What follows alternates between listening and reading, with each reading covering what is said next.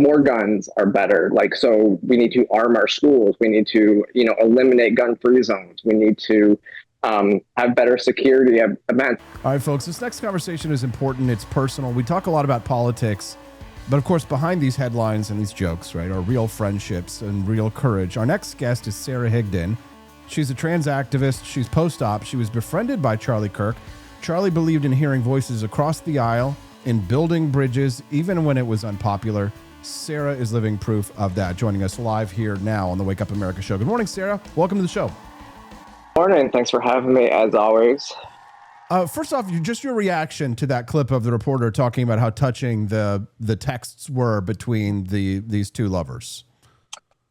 It's gross. It really is just gross. And this is kind of what we've seen happening with people on the left, right? This is the glorification, I don't know, I guess the humanization. They want to make these people out to be like not something that they are, which is evil. I mean, we saw this with Luigi Mangione. It's the same example. It's like, oh, this person, they have this this amazing backstory, or they're so compassionate to these other people. It's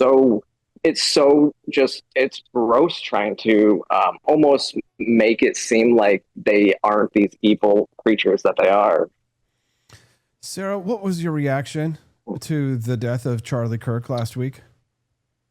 I will tell you, I was heartbroken. I'm still heartbroken. I feel, Charlie wasn't he wasn't a politician. He wasn't anything. He was just like us, just bigger. He was somebody who does content creation for a living. I truly believe that he was somebody who lived his faith, and there's not a lot of even Christians out there that I would say that about, because even though he would disagree with somebody like me, and now I never met Charlie myself, but I did work at Human Events, where he was a senior contributor, and I've been to Turning Point events with press passes and stuff like that. But the thing is you could disagree with Charlie, and he would still let you in his home. And I do believe that that is living in accordance with your faith, right? Jesus would sit down with people he disagreed with and tell them straight that he disagreed with the way that they were living their lives, but would still love them anyways. I truly believe that that's who Charlie Kirk was. And it's sad, because I do think that this is, an MLK moment where the person that's out there that knows that once conversations stop, violence begins, and they live their lives to stop violence and to be nonviolent. It was heartbreaking, and it's really sad to see a lot of people glorifying this. And this is one thing that I will not tolerate, even in my personal life. I will cut people if you are celebrating evil, as a lot of these people did. Sara, what went through your mind when you learned that the assassin not only had a trans partner, but confessed to them in texts within hours of the murder? It's been kind of confusing with the trans partner, because initially all the reports said that the person sent the FBI text that helped nab the person. And so it was really confusing to me whether that person actually reported their partner before the police picked him up or not. It seems like it's not. But I will say we're in a culture right now where it's sad to say, I'm just kind of like, if it is a trans person that creates these acts of violence, it's like, not again. Here comes all the hate coming my way. I mean, just 2 weeks ago, we had that school shooting, and it was trans people should be locked in cages. We shouldn't be allowed to have our own rights, and we shouldn't be able to live free. And so the backlash is something that I dread when I hear these things. And I shouldn't have to, worry about who it is that's committing these evil acts of violence. Do you think that parts of the modern trans activist movement have become more radical and maybe even more dangerous in recent years, Sara? 100%. I mean, Andy No has reported a lot on this, and the problem is that I wrote an op-ed in Human Events 2 years ago, and explaining how the left has co-opted the T in the community to make it transgender, and to enact this. And, Antifa has been rebranded as Trantifa because they have self-ID'd into this ID to push their critical theory, which is queer theory. And that is their violent ways. It didn't work in 2020, and so because it needed the Black community to be able to push the violence, and this they can just self-ID, and it's quite evident when you see just a month or so ago there was a report that came out that showed only 32.7% of the trans community identifies as trans women, 34% identify as trans men, and 33.5% identify as non-binary, which shouldn't even be in the same category anyways, which shows me that there's so many people that are not doing anything. They're self-IDing into this, and they are considered part of the trans community, and they are pushing this, again, violent agenda through critical theory onto society. So yeah, I absolutely think that the activist movement is doing this, and at the end of the day, what's going to happen is all the acceptance for trans people is going to go out the window, and it's going to be us left holding the bag who are actually, dysphoric and took the steps to live our lives the way that we see fit and authentically. Sara, what do you wish that conservatives understood better about the trans community, especially in moments like this? That we are not all like this, that actually those that are dysphoric are fairly rare in the community. And there are a lot of us out there who are not public people. The people that you see public are the worst of offenders, as with most things on social media. Social media amplifies the worst actors in any community because that's what gets the clicks and views. Yes, correct. Most trans people, probably not even online, and are mostly just living their lives, and you probably wouldn't even know, or they're mostly non-violent, peaceful people, because for the most part, through history, trans people have feared violence against them, and now it seems like there's this community surrounding them, pushing the violence because almost as a retribution for what has taken place in the past, and that's not accurate for, I think, most of the trans community of itself. I think most, like the LGBT, is mostly made up of normal gays, and then you have the queer community which is completely separate and feeds off of queer theory. Can you explain that in a little bit more detail, Sara, for people who aren't really familiar with the gender mafia? Yeah, so like I mentioned, like the whole non-binary thing is rooted. The idea that there can even be non-binary is rooted in queer theory, which is postmodern neo-Marxism. It's a critical theory. It's like critical race theory. Sex. They would say sex is a social construct, and so if you think sex is a social construct, then it's not a binary, and so that you can identify into anything. Whereas like transsexuals, the classic transsexuals, so they changed it from transsexual to transgender to be able to push this ideology in the 2010s about. And so the classic transsexual, you'd have to have gender dysphoria. You live within the binary, and you have an uncomfortability between your primary and secondary sex characteristics to where you feel like you want to live as the opposite sex. It doesn't mean you can change your sex. It doesn't mean that you can, it just means that you are doing extreme body modification to make yourself feel more comfortable and live into society and blend into society. And that's part of the problem, is nobody's even trying to blend into society. They're using this, postmodernism to almost encapsulate what it means to be trans. And it's actually the reason, and now I will tell you, like, the term gender, so gender is now a meaningless term in my view. I don't like to use gender terms. I use sex-based terms. I'm a male, and that's all that really matters. I might be a trans.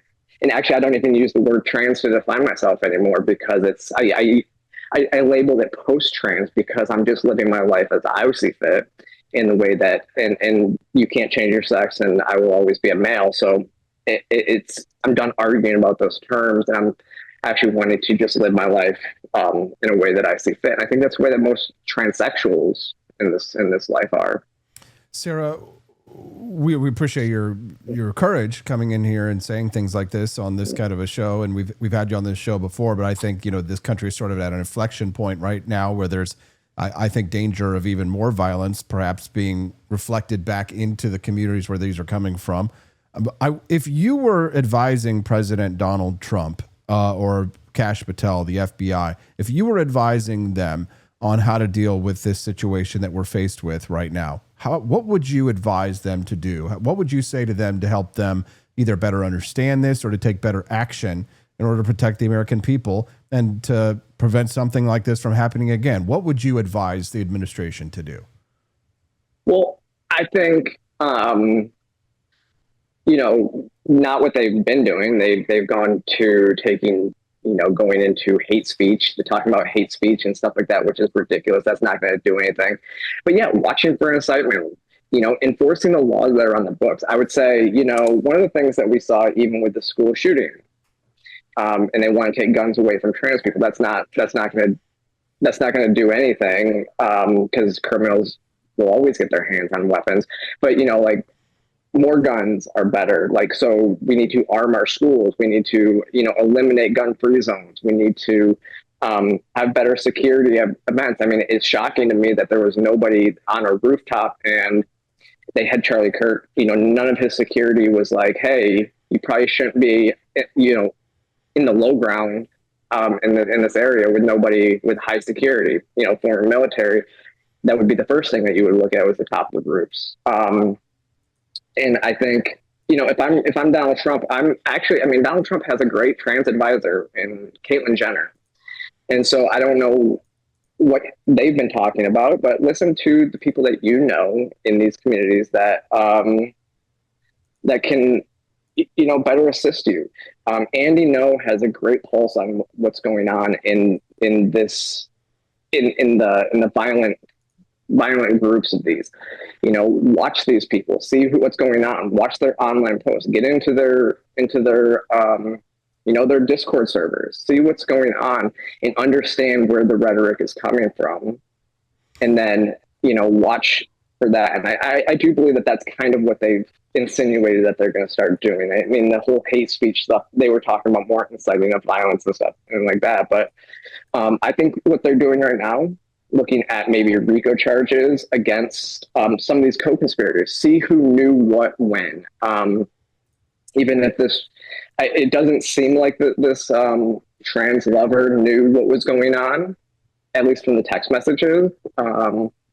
But who knew what when and what's in those servers and who's connected. Now there's it's really interesting. They're looking at with this Armed Queers or something organization out of Utah, which is this person was too radical for the Pink Pistols organization and split off and made their own organization because they were radicalized and threatening violence. And that's not what the Pink Pistols organization, which is a gay armed gay armed gays group, which has more libertarian leaning. So they were too radical for that. So look at some of these groups, look at some of these ties that are in some of these groups. And like I said, when you see, violent protests on the streets, when violence erupts with these Antifa groups, prosecute. That's part of the issue is a lot of these leftist cities are not prosecuting crime. I mean, even just look at, last weekend we had the subway stabbing where that person had been let out 14 times. It's not just a trans issue, it's a leftist city issue. I completely agree. Last question here for you, Sarah, before we let you go, and you've been so generous with your time, we appreciate you. Last question here for you is, what do you think Charlie would want? How do you think he would want his supporters to respond politically, culturally, and personally in the wake of his assassination? Of course, being assassinated in theory might change your mind about things, but he's not here to tell us. Knowing what you know about him, how do you think he would want his supporters to respond to this? I think what his wife Erica said so strongly after his death is that he would want his mission to go on. He actually had said in an interview before that, what would you want to be remembered for? It would be living within his faith. I think he would want this, his mission of nonviolence and open conversation and trying to understand each other, and through civil debate. I think that he would want that to push forward. Especially, I mean, I've seen people starting to say, we tried to be civil and have these debates and they shot him. But the idea is that I mentioned Martin Luther King earlier, but when you look through history, the people who are the most effective, I mean, Jesus himself, Gandhi, Martin Luther King, these people were nonviolent, they were nonviolent, peaceful people who wanted to have conversations with people. And they weren't killed because it was ineffective. They were killed because that nonviolence is effective at changing people's hearts and minds. I think that that's what Charlie would continue to push for. Completely agree. Sara, is there anything else on this topic, or perhaps anything else that you would like to share with our audience before we let you go today? No, I mean, I think right now we are at a turning point, literally, where we need to hold the line, have these conversations. I'm more than willing to get out there and have these conversations with people that may disagree with me. I think that's one of the more, I'm so saddened because there was a part of me with how many mutual friends that me and Charlie had that wish that me and him could have had some conversations, because I do think that even with some of the stuff that he put out there, I think there are some ignorance about what is going on and what trans people are experiencing inside themselves, and what gender dysphoria is. And so I just seek to hope to have the conversations with people that really seek to understand what actual trans people are going through, not what this violent rhetoric is. So yeah, I would love to see just pray for the country and see, where we can go from here. And hopefully it doesn't go deeper into more violence. Sara, where can people find out more about your work online? Yeah, you can go on my website, sarahhigdon.com. You can go to on X and on Instagram, it's Sara Higdon _, and on YouTube, it's Sara Higdon. There we go, Sara Higdon. Sara, we appreciate you for your courage in speaking out and your generosity with your time and joining us this morning. We hope that you have a wonderful day. Thank you very much. All right, you too. Thank you.